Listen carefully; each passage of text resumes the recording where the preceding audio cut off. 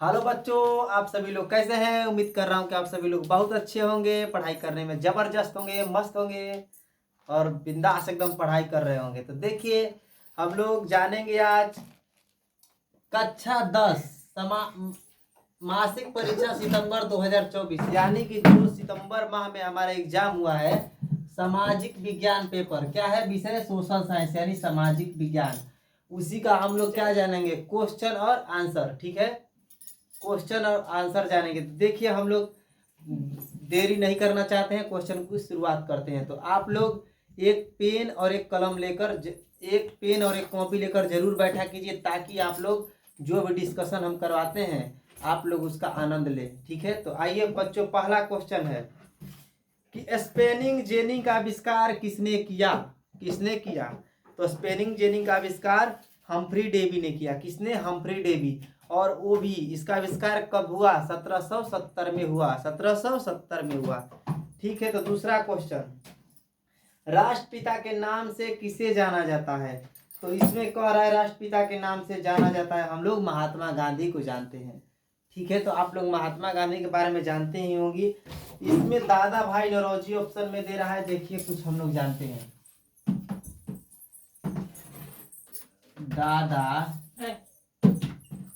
दादा भाई नौरोजी नौरोजी। ठीक है, दादा भाई नौरोजी को हम लोग क्या कहते हैं? वयोवृद्ध पुरुष, मतलब सबसे बूढ़ा व्यक्ति। ठीक है, पहला क्वेश्चन। दूसरा क्वेश्चन ये है कि इनकी एक पुस्तक है, जिसका नाम है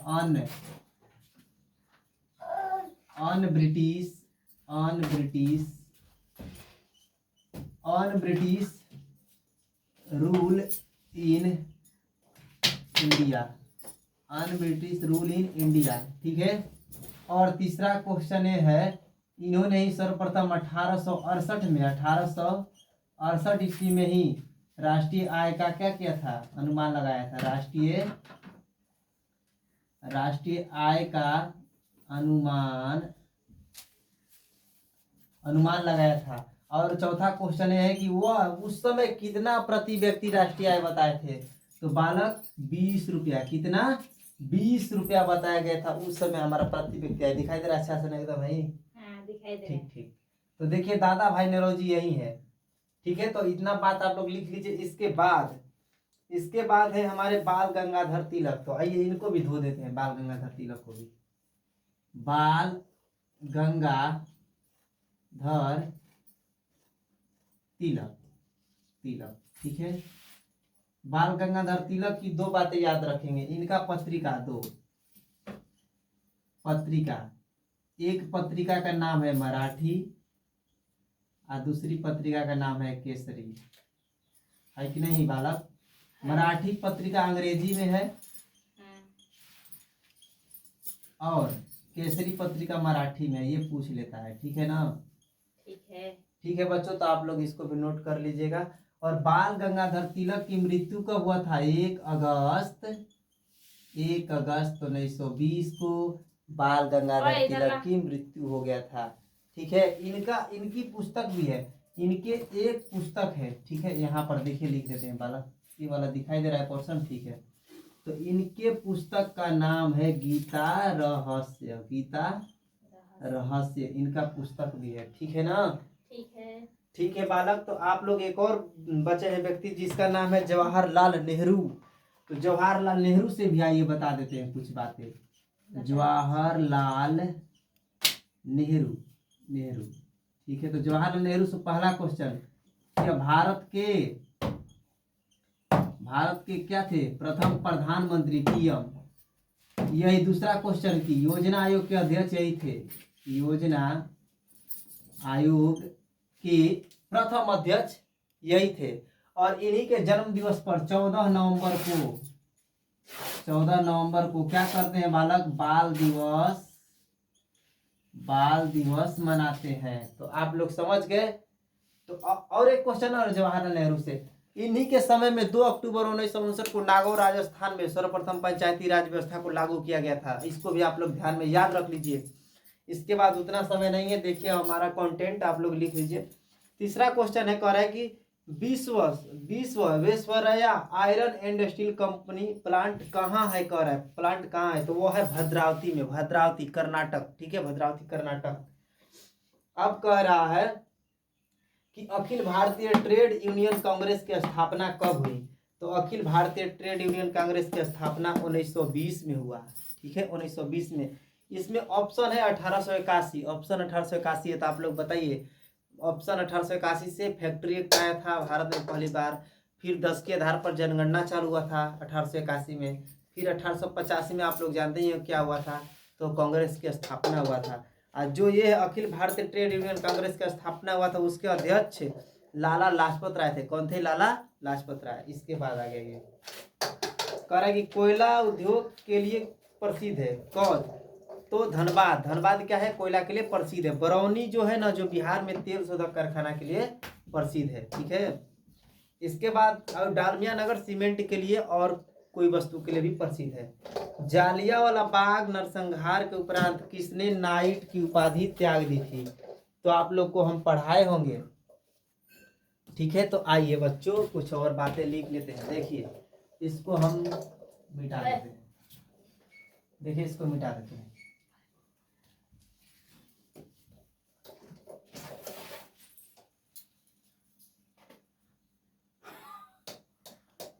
ये लड़की उस पर मत जाने तो मिटक जाएगा।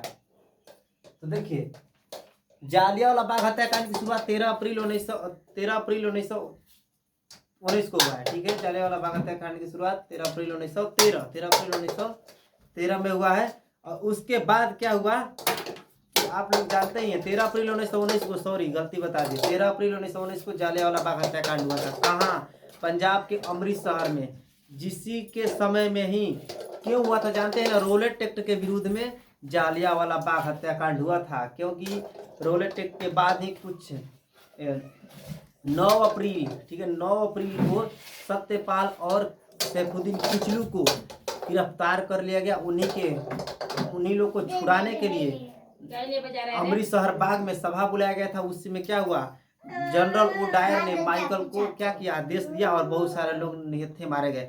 सरकारी रिपोर्ट के मुताबिक कहा जाता है कि उसमें 1000 लोग मारे गए, लेकिन कांग्रेस की रिपोर्ट के अनुसार 379 लोग ही मारे गए, जिसमें महात्मा गांधी ने केसर हिंद की उपाधि लौटा दी थी और रविन्द्रनाथ टैगोर ने नाइट की उपाधि लौटा दी थी और जमुना लाल बजाज ने राय बहादुर की उपाधि त्याग दी थी। वो भी जालियांवाला बाग हत्याकांड की स्थिति को हुआ था, तो बैसाखी का वो दिन था और क्षेत्र क्या है? पंजाब। तो अमृतसर स्वर्ण मंदिर कहाँ है?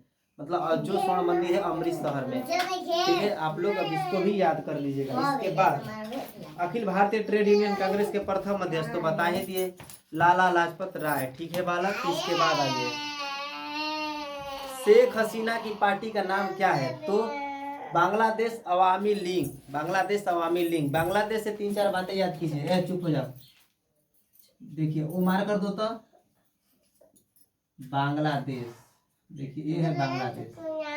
बांग्लादेश की राजधानी, चुप हो जाओ, पढ़ा रहे बच्चों, हल्ला नहीं करना है। बांग्लादेश की राजधानी कहाँ है? ढाका। ढाका। बांग्लादेश के संसद का क्या नाम है? संसद का क्या नाम है? जातीय संसद। क्या नाम है? जातीय संसद। ठीक है, तीसरा क्वेश्चन ये है कि बांग्लादेश के मुद्रा को क्या बोलते हैं? मुद्रा। बांग्लादेश के मुद्रा को कहते हैं टका। क्या बोलते हैं? टका। बांग्लादेश को क्या कहे? बांग्लादेश आजाद कब हुआ? बांग्लादेश आजाद हुआ 1971 में। कब आजाद हुआ? 1971 में। इसके संस्थापक कौन है? शेख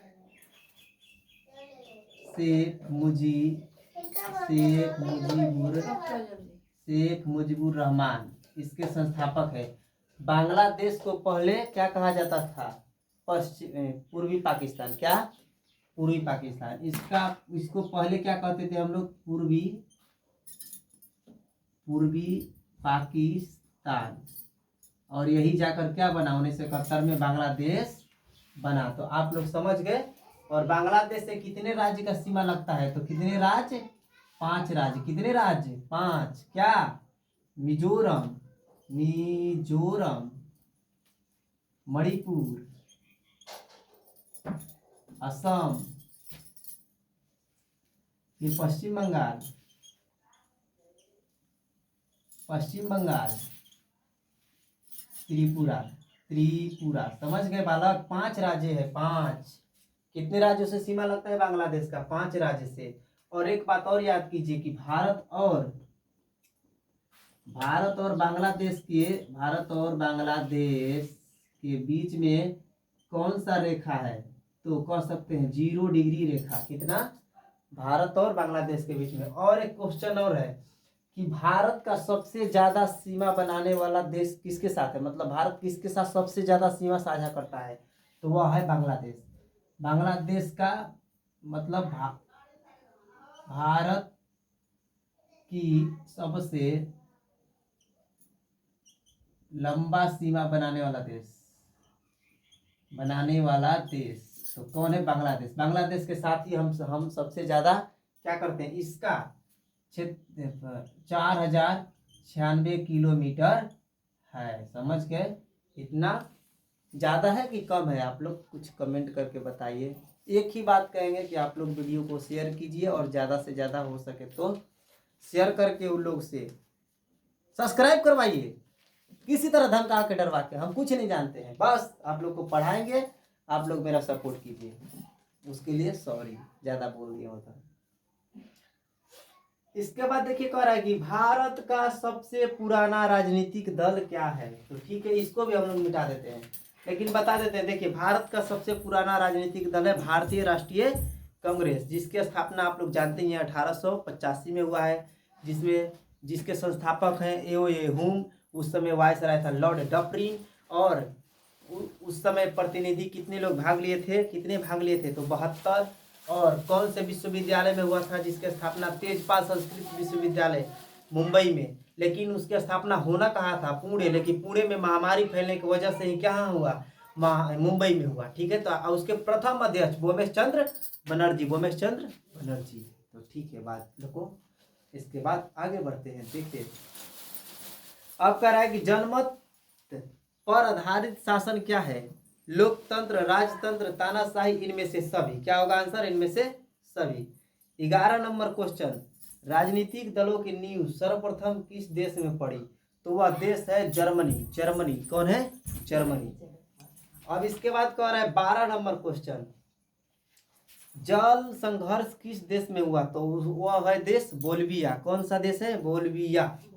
इसके बाद आइए, लोकतंत्र की जीवन रेखा किसे कहते हैं? लोकतंत्र की जीवन रेखा किसे कहें? राजनीतिक दल को। किसको? राजनीतिक दल। 14 नंबर क्वेश्चन में आइए, कह रहा है कि गौरवपूर्ण क्रांति कब हुई? तो 1688 में गौरवपूर्ण क्रांति हुई। इसके बाद कह रहा है कि भारत की वित्तीय राजधानी किसे कहा जाता है? तो आप लोग इसका आंसर कमेंट करके बताएं, हम नहीं बताएंगे क्योंकि बहुत बार पढ़ा चुके हैं। इसके बाद बताइए, निम्नलिखित में से नई आर्थिक नीति का अंग नहीं है? तो देखिए, इसको भी थोड़ा सा बताते हैं। तू लोग ना बहुत चालाक बनते हो अपने आप को। और देखो, ये सब लिख लीजिएगा, नोट्स बनाइए, खूब पढ़िए मन लगा के, कि परीक्षा में किसी से पूछने का नौबत ही ना आए। पेपर की खोपड़ी क्या कर देना है? फाड़ देना है। ठीक है, तो देखिए बालक, क्वेश्चन कह रहा है कि नई आर्थिक नीति का अंग नहीं है। नई आर्थिक नीति का अंग नहीं है ना, नहीं है मतलब कह रहा है, तो नहीं है। देखिए, नहीं है राष्ट्रीयकरण, इसका आंसर हो जाएगा राष्ट्रीयकरण। आप लोग याद कर लीजिएगा, लिख लीजिएगा, राष्ट्रीयकरण। देखिए, इसमें कौन कौन अंग आता है? एक आता है उदारीकरण, दूसरा आता है वैश्वीकरण,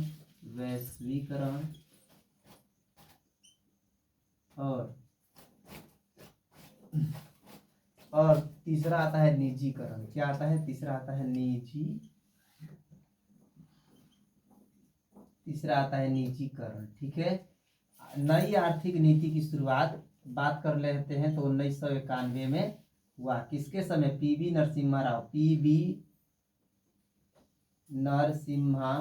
नरसिम्हा राव के समय में हुआ। पीवी नरसिम्हा राव, समझ गए, इन्हीं के समय में आया। और नई आर्थिक नीति लेनिन ने भी लाया था, कब? 1921 में। क्वेश्चन आएगा कि लेनिन ने नई आर्थिक नीति की शुरुआत कब करी, तो 1921 में। लेनिन का जन्म 1870 में, मरण कब हुआ? 1924 में। इसने ही नारा दिया था, कौन सा नारा? भूमि शांति और रोटी। भूमि शांति और रोटी। ठीक है, रोटी रोटी रोटी, ठीक है। तो आप लोग इसको भी याद कर लीजिए। और एक और था कि बोल्शेविक दल का नेता कौन था? बोल्शेविक कहा जाता ना कि बोल्शेविक दल का नेता कौन था? लेनिन ही था। ठीक है, तो अब हम लोग क्या करेंगे, आगे बढ़ेंगे बच्चों। ठीक है, अब क्या कह रहा है क्वेश्चन, ध्यान में देखिए।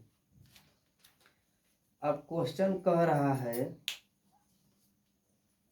हाँ 17 नंबर क्वेश्चन है कि कौन सी आर्थिक क्रिया ग्रामीण क्षेत्रों में का प्रमुख है? तो हम लोग क्या करते हैं जी, गांव के लोग क्या करते हैं? खेती।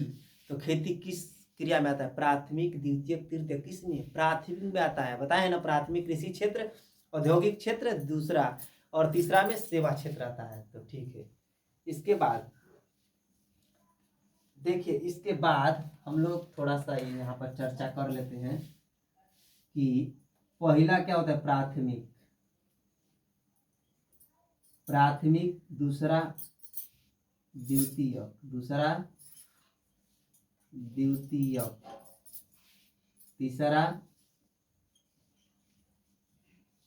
तीसरा देखिए, इसको कहते हैं कृषि क्षेत्र, सभी लोग को पता है, कौन नहीं जानता है? इसको कहते हैं औद्योगिक क्षेत्र, इसको कहते हैं सेवा क्षेत्र, कौन नहीं जानता है? तो क्वेश्चन ये भी आता है कि सबसे ज्यादा योगदान किसका है? तो सेवा क्षेत्र का। सबसे ज्यादा योगदान किसका है? सेवा क्षेत्र का। अब सबसे कम पूछेगा तो कृषि क्षेत्र का। किसका है? कृषि क्षेत्र का है। तो याद रहेगा आप लोग को। आगे चलते हैं, देखिए फिर कह रहा है कि गैस एवं बिजली उत्पादन को किस क्षेत्र के अंतर्गत रखते हैं? तो गैस और बिजली, देखिए बिजली बनाया जाता है नदियों पर, डैम बनाकर पानी को एकत्रित करके नीचे गिराया जाता है, नीचे टरबाइन के सहारे बिजली उत्पन्न किया जाता है। तो बिजली से क्या लेते हैं हम लोग? सेवा। देखिए पंखा क्या करता है? हम लोग को सेवा प्रदान करता है, तो इसलिए वह क्या हुआ? तृतीयक क्षेत्र यानी सेवा क्षेत्र के अंतर्गत आता है।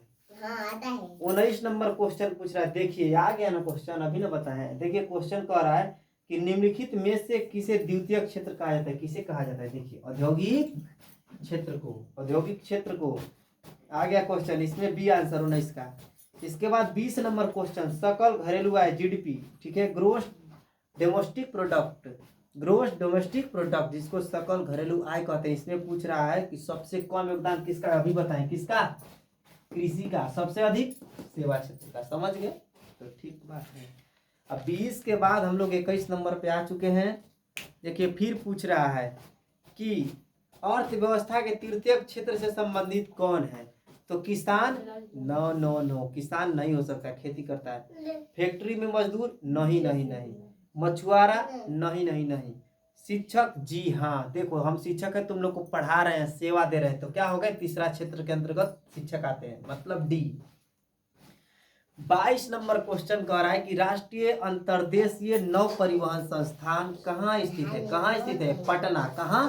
पटना उच्च न्यायालय की स्थापना कब हुआ? आप लोग कमेंट करके बताएं। इसके बाद कह रहा है कि पारादीप बंदरगाह किस राज्य में स्थित है? तो पारादीप किस राज्य में स्थित है बालक? उड़ीसा में स्थित है। कहाँ है?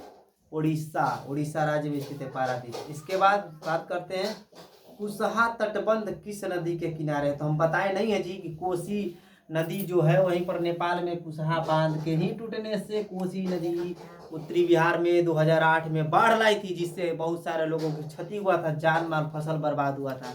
इसलिए बिहार का दुख, बिहार का सुख, बिहार का विपर्य कहा जाता है कोसी नदी को। कोसी नदी का लंबाई कितना है? 230। और कोसी नदी को क्या कहते हैं? सप्त कोसी भी कहते हैं। कोसी नदी नेपाल के गोसाई धाम से भी निकलती है। तुम लोग पढ़ते नहीं हो, केवल बातें करते हो और कुछ भी नहीं। हाँ, बस कुछ भी नहीं। इसके बाद कह रहा है कि संचार का सबसे लोकप्रिय साधन क्या है? तो पहले क्या था? सार्वजनिक टेलीफोन था। क्या था? सार्वजनिक टेलीफोन।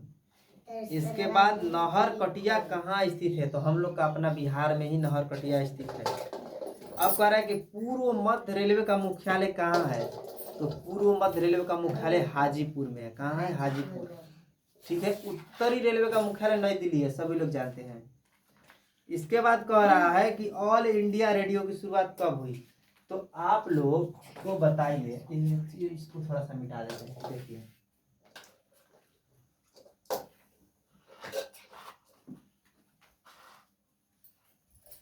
मिटा दिए। देखिए क्या कह रहा है? All India trade, all India. ये लड़का शांत हो जा। मैं शांत हो जाएंगे। ऑल इंडिया क्या करेगा? ऑल इंडिया रेडियो, रेडियो की शुरुआत पूछ रहा है बालक। तो ऑप्शन में 1930, 1935, 1936 और 1947, यही ना है? बताइए, है कि नहीं है? तो 1930 में सभी लोग जानते हैं कि सविनय अवज्ञा आंदोलन की शुरुआत हुआ है। सविनय अवज्ञा आंदोलन, सविनय अवज्ञा आंदोलन की शुरुआत हुआ है, सभी लोग जानते हैं। 1935 में कौन नहीं जानता है कि आरबीआई बैंक की स्थापना हुआ है? आरबीआई बैंक की स्थापना कौन नहीं जानता है? Reserve bank of India. 1936 बचा, तो इसको मान लो हम लोग को नहीं आ रहा है, लेकिन ये तो जानते हैं ना जी कि 1947 में हमारा भारत क्या हुआ था? आजाद हुआ था। भारत आजाद हुआ था। तो बताओ ऑप्शन क्या बचा? कौन सा ऑप्शन? तो 1936। इस तरह से पढ़ो, ऑप्शन का पोस्टमार्टम करना आना चाहिए, तभी हम लोग का राइट आंसर होगा। 40 में 40 हम लोग का क्या रहेगा? लक्ष्य सही करके आना एग्जाम में, नहीं तो मेरा पढ़ाने का मकसद बेकार हो जाएगा, समझ लो। ठीक, इसके बाद आगे चलते हैं। क्वेश्चन नंबर 29 कह रहा है कि भारत में सड़कों की लंबाई की दृष्टि से प्रथम स्थान किस राज्य का है? ठीक है, तो वह स्थान है महाराष्ट्र। किसका है? महाराष्ट्र। राजस्थान क्षेत्रफल में सबसे बड़ा राज्य है। उत्तर प्रदेश सबसे अधिक जनसंख्या वाला राज्य है, समझ गए। और गुजरात में किसकी ज्यादा खेती किया जाता है? आप लोग कमेंट करके बताएं। और गुजरात में ही गिर नेशनल पार्क है। गुजरात की राजधानी कहाँ है? गांधीनगर। गुजरात का शोक नर्मदा नदी को कहा जाता है, ठीक है। और गुजरात और मुंबई, ये जो गुजरात और मुंबई है ना, बम्बई बम्बई बम्बई प्रांत, क्या नाम था पहले? बम्बई प्रांत, इसी से अलग हुआ। कौन? गुजरात और एक महाराष्ट्र। बताइए, दो अलग हो गए कि नहीं? तो ये कहा गया ना कि जो मराठी बोलता है तो उसका राज्य निर्माण हो गया महाराष्ट्र में। ये लोग कहा कि जो हिंदी बोलता है, क्या कहता है? जो हिंदी या गुजराती बोलता है तो उसका क्या हो जाएगा? गुजरात राज्य में आकर बस गया। मतलब दो अलग राज्य हुए। कब हुआ? 1 मई 1960 को गुजरात और महाराष्ट्र की स्थापना हो गया, समझ के। इसके बाद कह रहा है कि रेल यात्री बीमा योजना की शुरुआत किसने की? तो ये सब क्वेश्चन अगर तुम लोग कहते हो कि कोई नहीं पढ़ाया, अपने से भी कॉमन सेंस लगाए, परसेंट ऑफ माइंड। देखिए कह रहा है रेल मंत्रालय, गृह मंत्रालय, वित्त मंत्रालय। तो आइए बताइए, भारतीय रेलवे यात्री संघ कुछ करेगा? नहीं। गृह मंत्रालय नहीं करेगा, वित्त मंत्रालय नहीं करेगा, अलग विभाग ही है ये तीनों। तो एक क्या हो गया? रेल मंत्रालय ही इसका राइट आंसर होगा, ऑप्शन नंबर 30 का। तो आप लोग समझ गए।